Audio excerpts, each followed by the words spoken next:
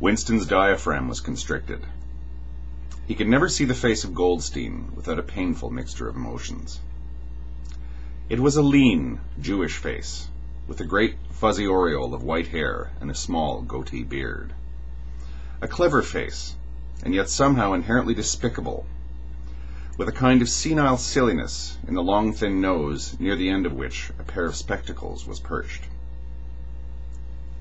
It resembled the face of a sheep, and the voice, too, had a sheep-like quality. Goldstein was delivering his usual venomous attack upon the doctrines of the party. An attack so exaggerated and perverse that a child should have been able to see through it. And yet just plausible enough to fill one with an alarmed feeling that other people, less level-headed than oneself, just might be taken in by it. He was abusing Big Brother. He was denouncing the dictatorship of the party. He was demanding the immediate conclusion of peace with Eurasia. He was advocating freedom of speech, freedom of the press, freedom of assembly, freedom of thought. He was crying hysterically that the revolution had been betrayed. And all this in rapid polysyllabic speech, which was a sort of parody of the habitual style of the orators of the party, and even contained newspeak words, more newspeak words, indeed, than any party member would normally use in real life. And all the while, lest one should be in any doubt as to the reality which Goldstein's specious claptrap covered, behind his head on the telescreen there marched the endless columns of the Eurasian army, row after row of solid-looking men with expressionless Asiatic faces, who swam up to the surface of the screen and vanished, to be replaced by others exactly similar. The dull rhythmic troop of their soldiers' boots formed the background to Goldstein's bleating voice.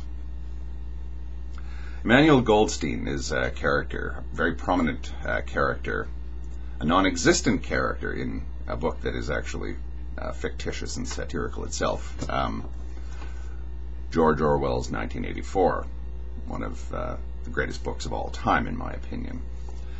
I think that Thunderfoot has come to be seen as some people as something of an Emmanuel Goldstein himself. Yes, Thunderfoot, that's, I think, how you are seen. I don't think that there are a lot of people, at least none that I know of, who sincerely believe that your arguments are terribly convincing when it comes to attacking Islam in particular, Muslims in particular.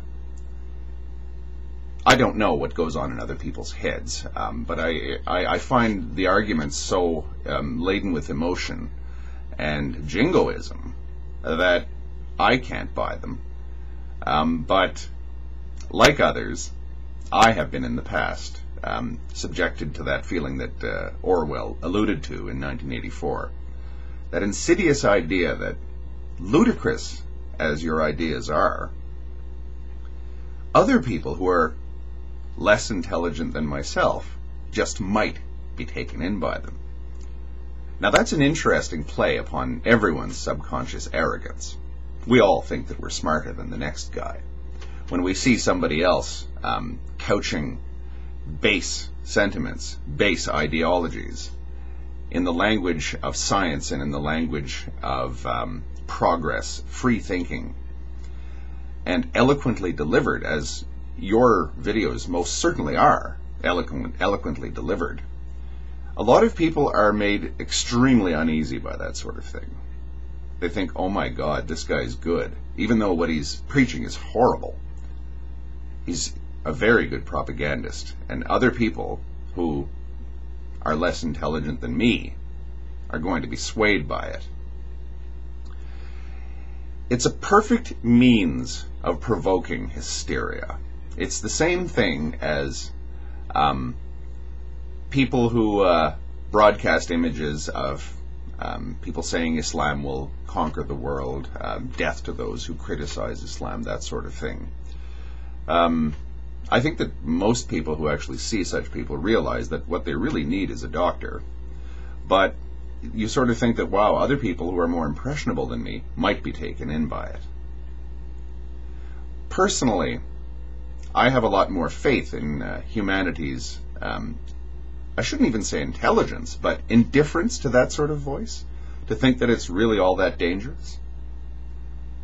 I actually do believe that people can see that sort of thing for what it really is.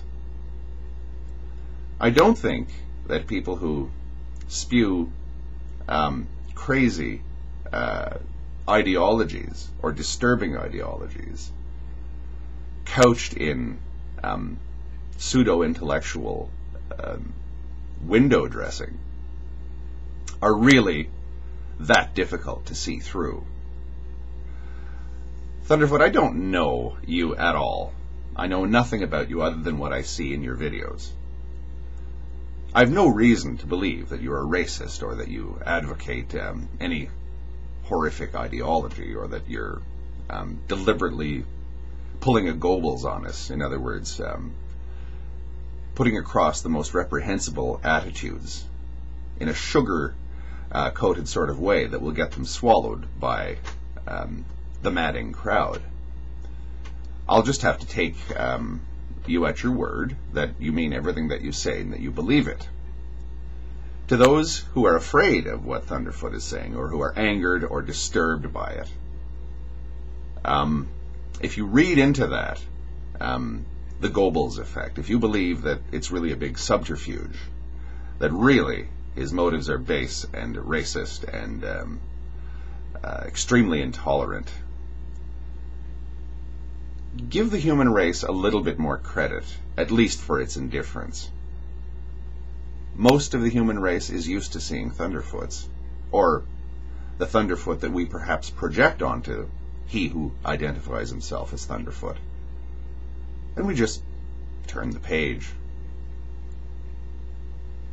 Thank you.